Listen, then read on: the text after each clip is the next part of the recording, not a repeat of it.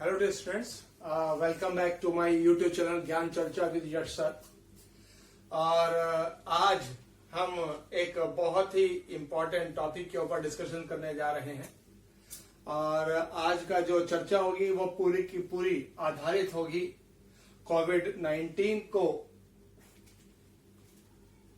Fight back करने के लिए, और हमारा जो उससे जो इकोनॉमी को जो लॉस होगा उसको वापस रिवाइव करने के लिए जो भारत सरकार ने अभी 20 लाख करोड़ का जो पैकेज अनाउंस किया है, जिसकी डिटेल्स निर्मला सीतारमण जो हमारी वित्त मंत्री है उन्होंने डिटेल जो दी है, उस पर आधारित हमारा पूरा का पूरा वीडियो जो है आज फोकस रहेगा पूरी तरह से।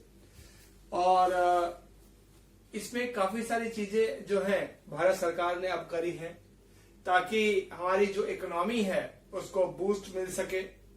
जो इकोनॉमिक स्लोडाउन आया है उसके समस्याएं से बाहर निकला जा सके, और इससे लोगों को जो समस्याएं आएंगी या आ रही हैं उन सब से किस प्रकार सरकार निपटेगी, सरकार ने क्या रोड मैप बनाया है, उसके ऊपर हमारा आज का जो पूरा वीडियो है वो आधारित होगा। यानी कि ₹20 lakh crore package to fight against कोविड-19 and to boost the economy. किस प्रकार से इकोनॉमी को बूस्ट किया जाए, किस प्रकार से जो हमारे अभी वर्तमान में समस्याएं आ रही हैं उनसे किस प्रकार से बाहर निकला जाए, इन सब के ऊपर पूरा का पूरा वीडियो हमारा फोकस रहेगा। अगर हम इस पैकेज की बात करें तो सबसे इंपॉर्टेंट चीज जो प्रधानमंत्री मोदी ने बोली, पीएम अनाउंसेस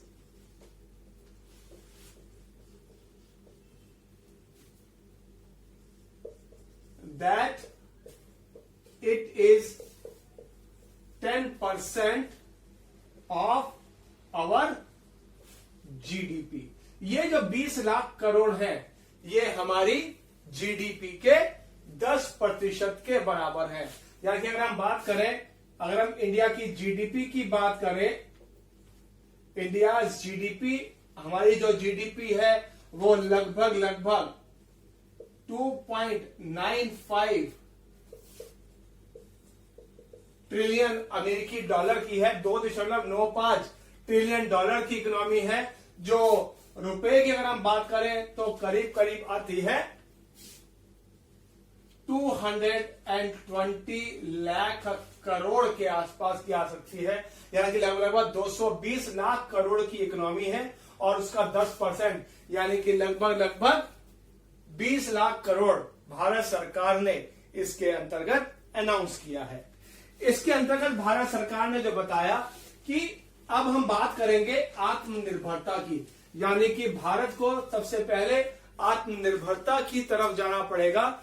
स्वावलंबी इंडिया, इसमें भारत सरकार ने बात करी आत्मनिर्भर भारत, यानी कि अगर हम बात करें सेल्फ रिलायंस इंडिया, यानी कि भारत अब अपने आप को पूरी तरह से अपने ऊपर निर्भर करेगा। एक चीज और याद रखिएगा, ये मैंने शायद को पहले भी बताया था और समझाया भी था कि कोविड-19 की समस्याओं से बाहर निकलने के बाद हम ये मान सकते हैं कि आने वाले समय में भारत विश्व की एक सबसे बड़ी अर्थव्यवस्था के रूप में उभर कर सामने आएगा। क्योंकि अभी जो समस्या आई है, ये माना गया कि जो कोविड-19 की समस्या है, कोरोना वायरस की समस्या है, वो चाइना से निकल कर आई। अब चूंकि चाइना से निकल के आई, इसलिए चाइना और अमेरिका के बीच काफी सारे विवाद हो गए, और ये माना जा रहा है कि चाइना से बहुत सी कंपनियां, विदेशी कंपनियां अपने वहां से बाहर निकलेंगी। जब वो चाइना से बाहर निकलेंगी तब क्या होगा, उनको कोई एक दूसरा देश चाहिए अपने आप को स्टैब्लिश करने के लिए। और जहां तक मेरा मानना है या भारत सरकार का भी यह मानना होगा कि अगर हम इन कंपनीज को भारत की तरफ आकर्षित कर पाए तो इससे बहुत बड़ा हमको फायदा मिलेगा, डबल बूस्ट मिलेगा। पहली बात जब कोई विदेशी कंपनी भारत में आकर स्टैब्लिश होगी, तो मैं पहले बता चुका हूं, लास्ट वीडियो में मैंने डिस्कस किया था, भारत के पास क्या आएगा, एफडीआई आएगा, यानी कि विदेशी प्रत्यक्ष निवेश आएगा, जिससे भारत में कंपनी स्टैब्लिश होंगी। और जब भारत में कंपनी स्टैब्लिश होंगी तो क्या होगा, उससे भारत में न केवल रोजगार के अवसर बढ़ेंगे, बल्कि टेक्नोलॉजी का विकास होगा, प्लस उसके साथ साथ अधिक से अधिक रोजगार के अवसर भी आ जाएंगे, जिससे हमारी इकोनॉमी को अपने आप बूस्ट मिल जाएगा। प्लस चूंकि हम बार बार बात कर रहे हैं मेक इन इंडिया की, इससे क्या होगा, हमें हमारी जो मेक इन इंडिया स्कीम है उसको बेनिफिट मिलेगा। और जब मेक इन इंडिया होगा then it will be automatically made in India, यानी कि वह पूरी तरह से भारत में निर्मित, स्वदेशी निर्मित की बात भी हम कर पाएंगे। तो दैट इज द रीजन कि भारत को आत्मनिर्भर अगर बनना है तो भारत सरकार को और हम सभी लोगों को अपने आप को आत्मनिर्भर बनाने के लिए, भारत आत्मनिर्भर बनने के लिए काफी काम करने पड़ेंगे, काफी तेजी से प्रयास करने पड़ेंगे। और इसके लिए हमारे जो प्रधानमंत्री हैं उन्होंने 5 इंटरफेरेंस की बात करी, यहां पर उन्होंने बात किया कि 5 पिलर्स की बात करी। हमारा जो ये आत्मनिर्भर भारत है बेस्ड ऑन 5 पिलर्स, यानी कि 5 आधार स्तंभों पर आधारित होगा। यानी कि अगर हम 5 पी को अपना लें तो हमारी जो अर्थव्यवस्था है वो एक आत्मनिर्भर अर्थव्यवस्था की तरफ चल पड़ेगी, जिसमें पहला जो सरकार ने बोला दैट इज इकोनॉमी, यानी कि हमें अपनी अर्थव्यवस्था को बहुत मजबूत बनाना होगा। और जितनी जल्दी और जितने अच्छे से हम अपनी अर्थव्यवस्था को मजबूत बना पाए, हमारे लिए आगे बढ़ना, विश्व में अग्रणी बनना, अपने आप ही हम उसमें सफलता प्राप्त कर पाएंगे। दूसरा जो पिलर बोला गया, जो सेकंड पी आया, दैट इज इंफ्रास्ट्रक्चर, यानी कि इंफ्रास्ट्रक्चर, अवसंरचना, यानी कि अब हमें अपना इंफ्रास्ट्रक्चर बढ़ाना होगा, अपने इंफ्रास्ट्रक्चर को मजबूत करना होगा, उसको आगे की तरफ लेकर जाना होगा। चाहे वो रेलवे, चाहे वो रोड ट्रांसपोर्ट हो, रेलवे ट्रांसपोर्ट हो, एयरवेज ट्रांसपोर्ट हो, हाईवेज हो, एक्सप्रेसवेज हो या इलेक्ट्रिसिटी हो, किसी भी क्षेत्र में हमें अपनी अवसंरचना को, इंफ्रास्ट्रक्चर को जितना हम जल्दी मजबूत कर पाए, जितने अच्छे से मजबूत कर पाए, उतना ही हमारे लिए ये फायदेमंद रहेगा। तीसरा जो बोला गया दैट इज सिस्टम, यानी कि हमारी प्रणाली। हमें अपनी प्रणाली को मजबूत बनाना होगा, अपने अपने सिस्टम्स को एक तीव्र गति से स्वचालित तरीके से बनाना होगा और उसको जितना अच्छा, जितना मजबूत, जितना ताकतवर बना पाए, हमारे लिए उतना ही ये अच्छा होगा। चौथा, ये भारत के लिए एक सबसे बड़ा बेनिफिट जो हमने यहां पर चौथे पिलर की बात करी, that is vibrant demography. Vibrant demography, यानी कि हम पूरी तरह से जो है युवा शक्ति पर आधारित है। विश्व की सबसे अधिक जो युवा शक्ति है वो भारत में है और वह अपने भारत को तेजी से आगे ले जाने के लिए जितनी मेहनत, जितने अच्छे से तेजी से काम कर पाएगी, भारत की अर्थव्यवस्था उतनी ही मजबूत होगी, हम अपने आप को आत्मनिर्भर बारे में उतने ही ज्यादा सफल हो पाएंगे। That is number 5, vibrant demography. और 5 जिसको बोला गया दैट इज कॉल्ड डिमांड। सबसे इंपॉर्टेंट चीज होती है डिमांड, यानी कि मांग को बढ़ाना।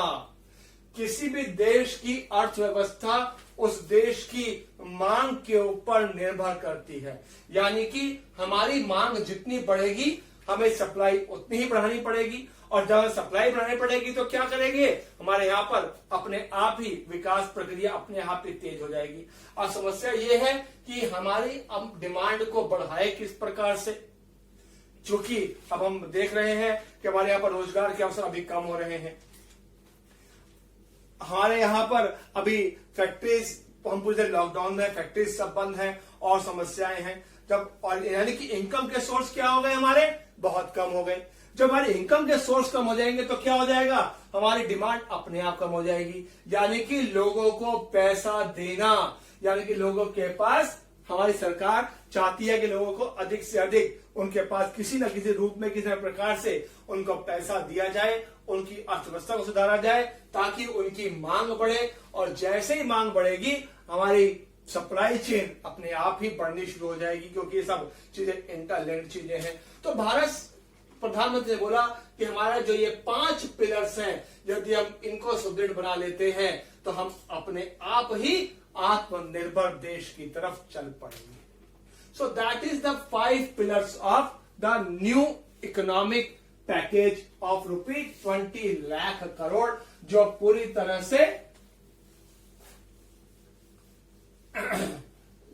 तरह से आत्मनिर्भरता के ऊपर निर्भर करता है। अब जब यहां तक हम आए, तब इसके अंतर्गत भारत सरकार ने एक जो अनाउंस किया कल, उसमें जो सबसे पहली चीज, अब अगर किसी भी देश को सबसे अधिक विकसित करना है तब क्या करना पड़ेगा, हमें MSME को मजबूत करना होगा।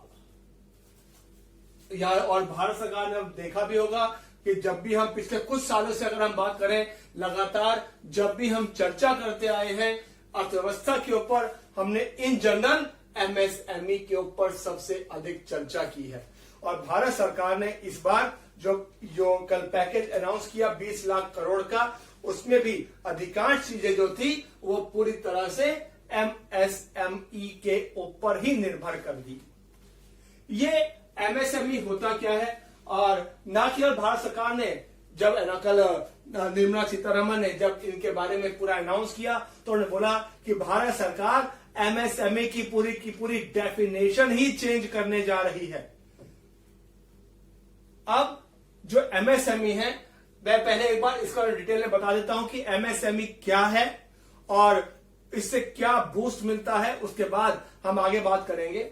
MSME का मतलब होता है माइक्रो, यानी कि सूक्ष्म, देन स्मॉल, यानी कि मध्यम, और तीसरा आता है मध्यम, स्मॉल, लघु, मीडियम यानी कि मध्यम, इंटरप्राइजेस यानी कि MSME, micro small medium enterprises, सूक्ष्म, लघु और मध्यम उद्योग। अगर हम बात करें एग्जिस्टिंग गाइडलाइंस की, एग्जिस्टिंग गाइडलाइंस यानी कि वर्तमान दिशा निर्देश, यानी कि वर्तमान दिशा निर्देश के अंतर्गत हम माइक्रो, स्मॉल और मीडियम को किस कैटेगरी में बांटते हैं। ये अभी तक हमारा डिपेंड करता है 2 चीजों के ऊपर। एक होता है हमारा सर्विस सेक्टर, यानी कि सेवा क्षेत्र, और दूसरा होता है हमारा मैन्युफैक्चरिंग सेक्टर, यानी कि उत्पादन। और इसमें हम बात करते हैं इन्वेस्टमेंट्स की। हमने यहां पर कितना इसके अंतर्गत हमने इन्वेस्टमेंट्स की हुई है, इसके अंतर्गत जो है आते हैं इन्वेस्टमेंट कितनी। अभी तक जो कुछ होता है वो इन्वेस्टमेंट के ऊपर निर्भर करता है, यानी कि किसी व्यक्ति ने अपने उद्योग में कितना पैसा लगाया हुआ है, क्या उसकी इन्वेस्टमेंट है, उसके आधार पर हम MSME को डिफाइन करते हैं। इसके वर्तमान की अगर हम बात करें, दैट इज अगर कोई कंपनी सर्विस सेक्टर की है तो सूक्ष्म आएगी अप टू 10 lakhs।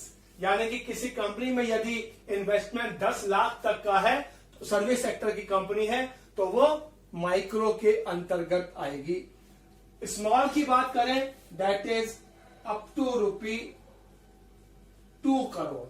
यानी कि यदि किसी कंपनी ने अपना बिजनेस में अपना जो इन्वेस्टमेंट किया हुआ है वो 10 लाख रुपए से अधिक का और 2 करोड़ रुपए तक का है, तब वो स्मॉल कंपनी के अंतर्गत आएगा। तीसरा जो उसने मेंशन किया, that is up to ₹5 crore.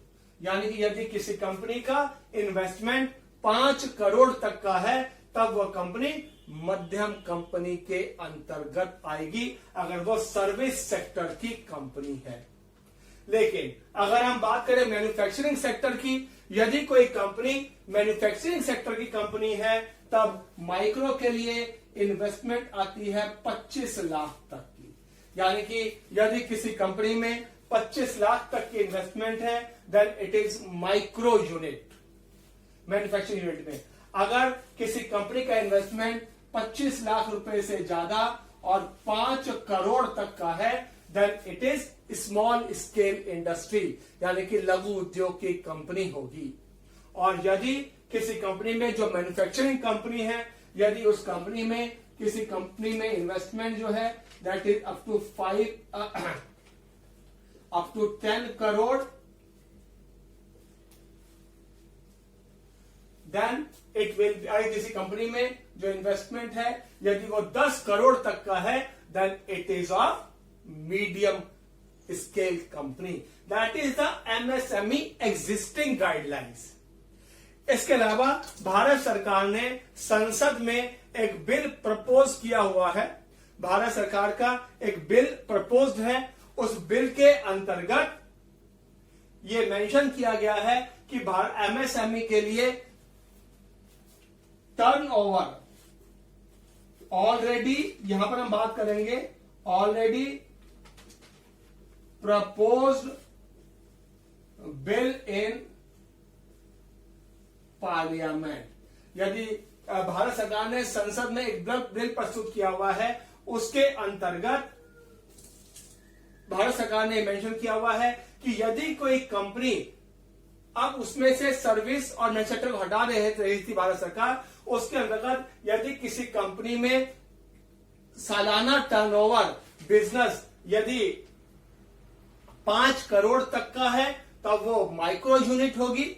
यदि किसी कंपनी में जो बिजनेस है वो 5 करोड़ से ऊपर और 75 करोड़ तक का है, then it will be a small scale industry. और यदि किसी कंपनी में एनुअल टर्नओवर, सालाना उसका जो बिजनेस है, यदि वो 250 करोड़ तक का होगा, तो वो मीडियम स्केल इंडस्ट्री होगी। ये ऑलरेडी एक प्रपोज्ड बिल है।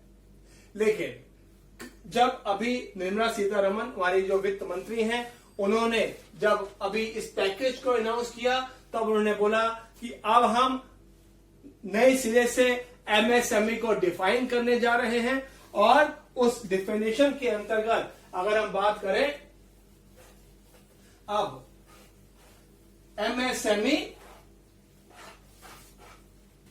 माइक्रो यानी कि सूक्ष्म, स्मॉल, लघु और मीडियम,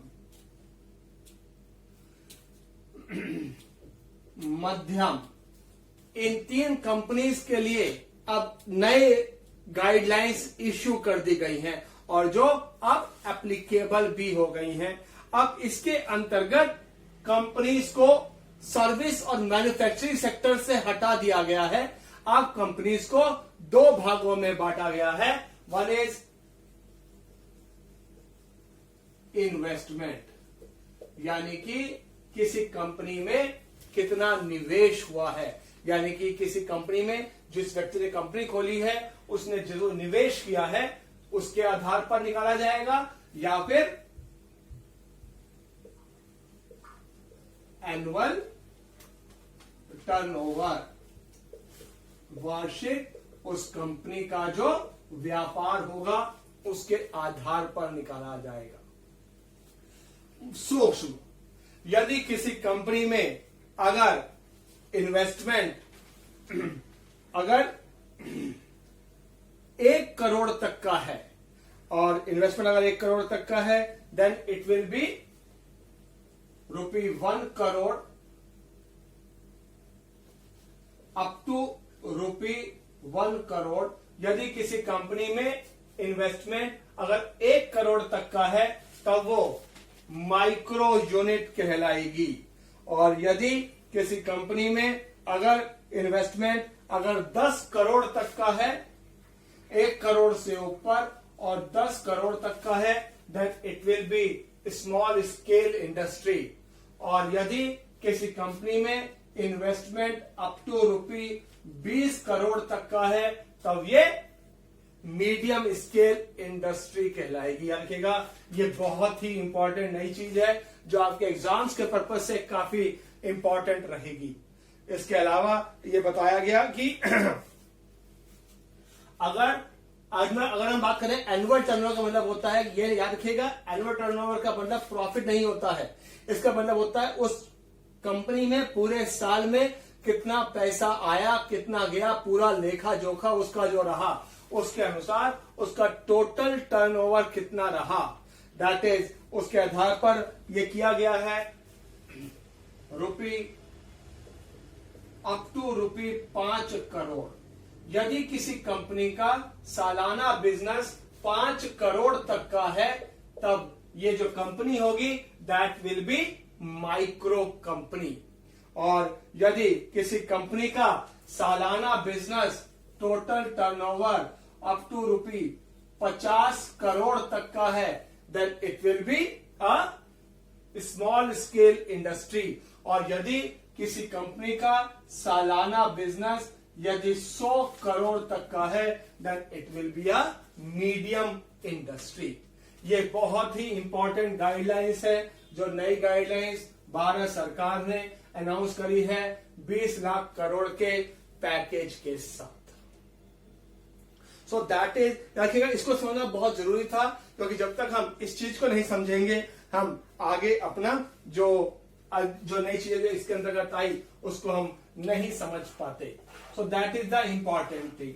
अब हम बात करें कि भारत सरकार ने जो अभी जो पैकेज अनाउंस किया उसमें जो सबसे पहली चीज अनाउंस करी दैट इज, भारत सरकार ने जो 20 लाख करोड़ का पैकेज अनाउंस किया है उसमें जो पहली चीज अनाउंस की गई है, number 1 is ₹3 lakh crore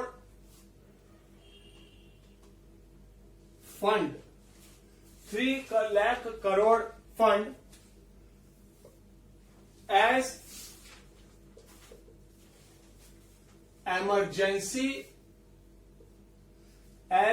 emergency working capital, emergency working capital for MSME sector or any other business. जो सबसे पहली चीज अनाउंस की गई है 3 lakh crore, that is as emergency working capital, यानी कि आपातकालीन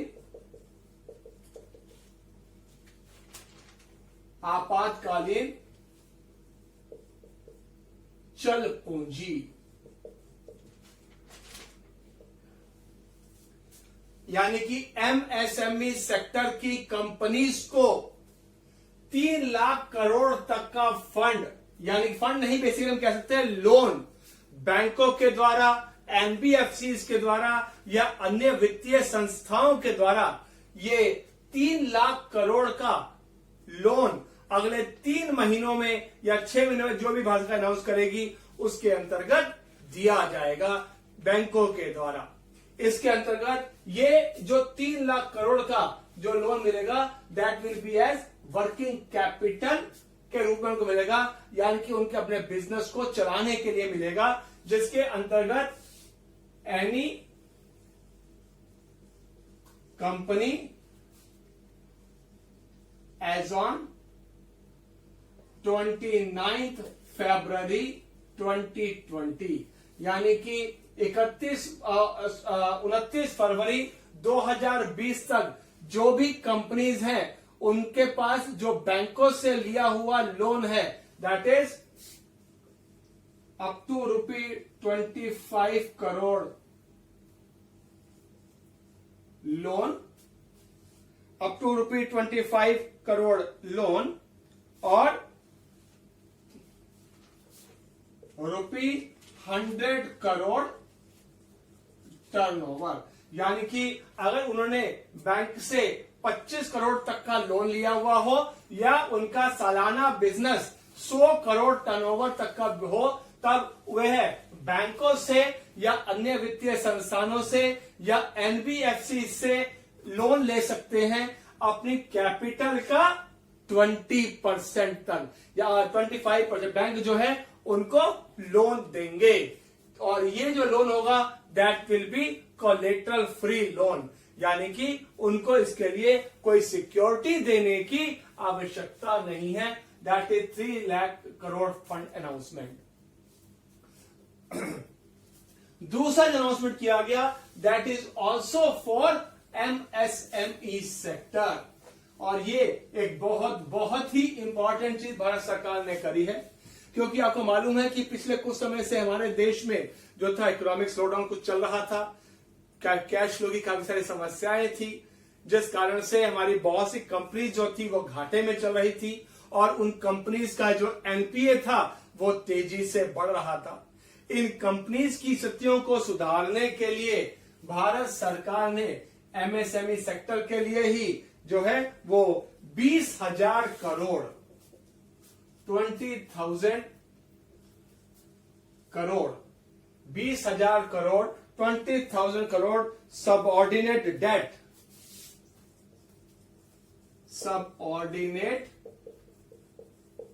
date for stressed MSME sector companies, यानी कि बैंकों के द्वारा 20,000 करोड़ तक का सब ऑर्डिनेट डेट का मतलब होता है प्रधान ऋण जो है वो दिया जाएगा स्ट्रेस्ड कंपनीज को। स्ट्रेस का मतलब होता है